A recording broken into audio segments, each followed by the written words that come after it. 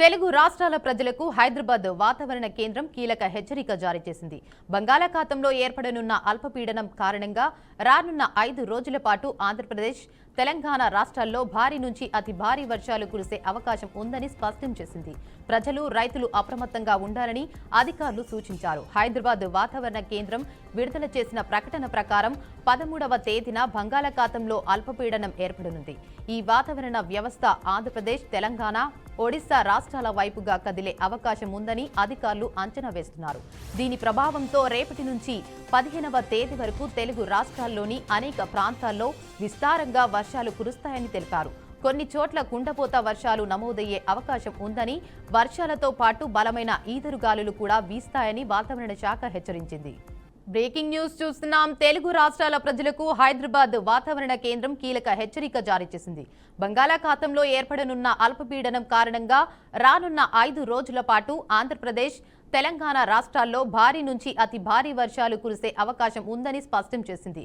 ప్రజలు, రైతులు అప్రమత్తంగా ఉండాలని అధికారులు సూచించారు. హైదరాబాద్ వాతావరణ కేంద్రం విడుదల చేసిన ప్రకటన ప్రకారం 13వ తేదీన బంగాళాఖాతంలో అల్పపీడనం ఏర్పడనుంది. ఇక ఈ వాతావరణ వ్యవస్థ ఆంధ్రప్రదేశ్, తెలంగాణ, ఒడిశా రాష్ట్రాల వైపుగా కదిలే అవకాశం ఉందని అధికారులు అంచనా వేస్తున్నారు. దీని ప్రభావంతో రేపటి నుంచి 15వ తేదీ వరకు తెలుగు రాష్ట్రాల్లోని అనేక ప్రాంతాల్లో విస్తారంగా వర్షాలు కురుస్తాయని తెలిపారు. కొన్ని చోట్ల కుండపోత వర్షాలు నమోదయ్యే అవకాశం ఉందని, వర్షాలతో పాటు బలమైన ఈదురుగాలులు కూడా వీస్తాయని వాతావరణ శాఖ హెచ్చరించింది. ఇక ఇదే అంశంపై మరింత సమాచారాన్ని మా అమరావతి నుంచి మా బ్యూరో చీఫ్ నాగకిషోర్ అయితే అందిస్తారు. చెప్పండి నాగకిషోర్. Thank you. దక్షిణ ఒడిశా, ఉత్తరాంధ్ర తీరాలకు ఆనుకొని వాయవ్య పశ్చిమ బంగాళాఖాతం మీదుగా ఉపరితల ఆవర్తనం అయితే కొనసాగుతుందని ఇప్పటికే వాతావరణ విపత్తుల నిర్వహణ సంస్థ అయితే తెలిపింది. దీని ప్రభావంతో ఈ నెల 13వ తారీఖున అల్పపీడనం ఏర్పడుతుందని చెప్పి కూడా ఇప్పటికే వాతావరణ శాఖ తెలియజేయడం జరిగింది. దీని ప్రభావంతో రేపు పార్వతీపురం, మాన్యం, అల్లూరి సీతారామరాజు జిల్లా, విశాఖపట్నం, అనకాపల్లి, కాకినాడ జిల్లాల్లో పిడుగులతోటి కూడిన వర్షాలు పడతాయని చెప్పారు. దీంతో పాటు కొన్ని ప్రాంతాల్లో భారీ వర్షాలు కురిసే అవకాశం ఉంది. కాబట్టి రైతులకి, ప్రజలకి వాతావరణ శాఖ నుంచి విజ్ఞప్తులు పంపిస్తా ఉన్నారు.